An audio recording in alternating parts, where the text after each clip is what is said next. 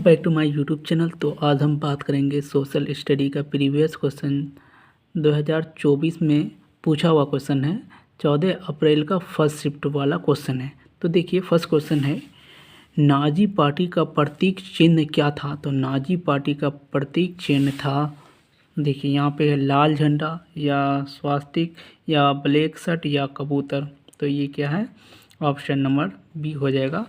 उसके बाद देखिए क्वेश्चन नंबर 2 है 72, भारत में सबसे बड़ी जनजाति कौन सी है?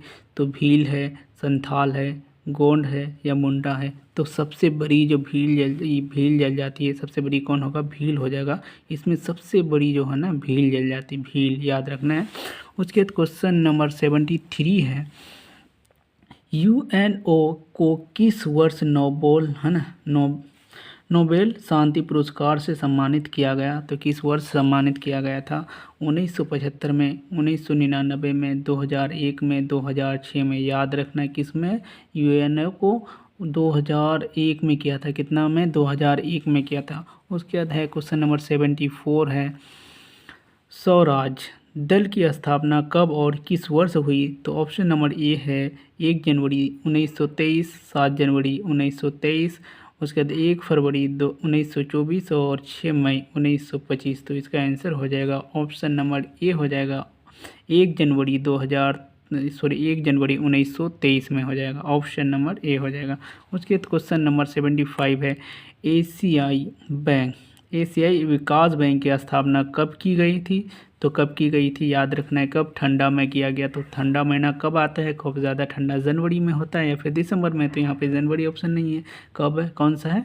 दिसंबर। और हम लोग को याद रखना डेट कब? दिसंबर में किया गया था 1966 में। कौन सा महीना में? ऐसे नहीं कि जनवरी में, क्योंकि इस ठंडा के महीने में था तो इसे याद रह जाएगा। कब हुआ था? 1966 में, दिसंबर में। तो क्वेश्चन नंबर 76 है, आधिकारिक रूप से कितने वर्ष पर जनगणना होती है? कितने वर्ष पर जनगणना होती है? तो ये गाइज आप लोग सबको ये क्वेश्चन ना मालूम है। जब 2011 में हुआ, अभी तक नहीं हुआ। ठीक है। उसके बाद देखिए ये है, वैसे भी 10 साल के बाद ही होता है। तो अभी ये क्या है? 10 साल हो जाएगा। ना 12 साल, ना 15 साल, ना 5 साल। ठीक है। कितना होगा? 10 साल हो जाएगा। उसके बाद क्वेश्चन नंबर है 77। देखो श्रीलंका की राजधानी कहाँ है? तो श्रीलंका की राजधानी है, ऑप्शन नंबर ये है, देखो जयवर्धन नेपुरा कोटे या फिर त्रिकोमली या कोलंबो। तो पहले कोलंबो था, अभी क्या है?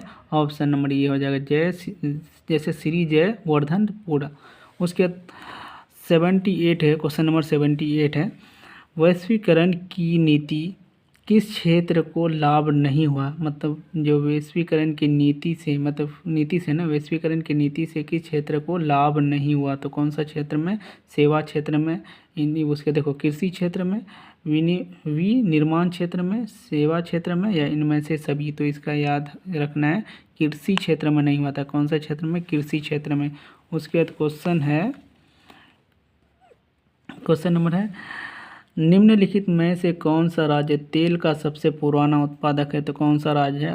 अरुणाचल प्रदेश, असम, आंध्र प्रदेश, गुजरात। तो कौन होगा? असम हो जाएगा। सबसे पुराना कौन है? असम हो जाएगा। उसके बाद क्वेश्चन नंबर 80 है अभी। हाँ क्वेश्चन नंबर क्या है? 80 होगा। ठीक है। वह प्रजातियाँ हैं जो विलुप्त होने के खतरे में है। तो कौन होगा? लुप्त प्रजातियाँ या फिर दुर्लभ प्रजातियां या विलुप्त प्रजातियां या फिर क्या होगा? स्थानिक प्रजातियां। तो यहाँ है लुप्तप्राय प्रजातियां। ऑप्शन नंबर ये हो जाएगा, क्या हो जाएगा? लुप्तप्राय प्रजातियां हो जाएगा। उसके बाद देखिए 81 है, क्वेश्चन नंबर 81 है।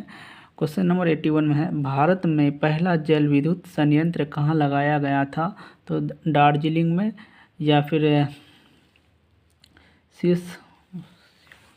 शिवसमुद्रम या फिर सोन में या फिर भटिंडा। उसका क्या होगा? भटिंडा, ऑप्शन नंबर ये है भटिंडा। तो ये है क्या होगा? ऑप्शन नंबर ये। ऐसे याद रखना क्या, भारत में पहला जल विद्युत संयंत्र कहाँ है? तो दार्जिलिंग में है। ठीक है। उसके बाद क्वेश्चन नंबर 88 है, अरे यार कहाँ से यहाँ से क्वेश्चन नंबर यहाँ पे है क्या? भारत के देखो क्वेश्चन नंबर 82 है, भारत के पहले समाचार पत्र का नाम क्या है? तो ये याद रखना क्या है, बंगाल गजट है, बंगाल गजट। ठीक है, कौन है? बंगाल गजट। भारत का देखो, भारत गजट, बिहार गजट, माया गजट, तो क्या है? बंगाल गजट। भारत के ना पहले समाचार पत्र थे बंगाल गजट। उसके बाद देखिए क्वेश्चन नंबर क्या है, क्वेश्चन नंबर है 83, काली मिट्टी का दूसरा नाम। सबको पता है क्या है? काली मिट्टी का दूसरा नाम रेगुर मिट्टी होता है। कौन सा मिट्टी होता है? रेगुर मिट्टी होता है। ठीक है, देखो बलुई मिट्टी है, लाल मिट्टी है, पर्वतीय मिट्टी है, तो कौन होगा? काली मिट्टी, रेगुर मिट्टी। काली मिट्टी को किससे जोड़ना है? रेगुर मिट्टी से। उसके बाद देखो बेल्जियम में सामाजिक विभाजन का आधार था। कौन सा आधार था? नस्ल का, जाति का, भाषा का, रंग का। कौन है? तो यहाँ पे याद रखना है किससे है, यहाँ पे याद रखना है भाषा से। ठीक है, उसके चुनावी स्पर्धा से लाभ होता है। 85 क्वेश्चन है, किसको लाभ होता है? अधिनायक बनने में, जनमत निर्माण में, तानाशाह बनने में, या इनमें से कोई नहीं। तो इसका याद रखना है, चुनावी स्पर्धा से लाभ होता है किसको? जनमत निर्माण में, जनमत निर्माण, जनमत निर्माण याद रखना। उसके बाद क्वेश्चन नंबर 86 है, भारत में राज्य स्तर पर कानून एवं व्यवस्था। देखो कौन है? राज्य मतलब स्टेट स्तर पर कानून कौन बनाएगा? तो यहाँ देखिए भारत के राष्ट्रपति या संसद या चुनाव आयोग या राज्य सरकार। देखो राष्ट्र याद रखना किससे? देखिए राज्य में राज्य सरकार बनाएगा। कौन बनाएगा? राज्य सरकार। अभी किसी को जॉब देना है, अभी मान लो कि हम लोग DLED का एग्ज़ाम दोगे तो किस में दोगे? किसका? कौन ये डिसाइड करता है कि कब लेना है नहीं लेना है? तो ये राज्य सरकार करता है, तो राज्य का काम राज्य सरकार करेगा। ठीक है, उसके बाद देखिए क्वेश्चन नंबर है, भारतीय संविधान नागरिक को कितने प्रकार के मौलिक अधिकार प्रदान है?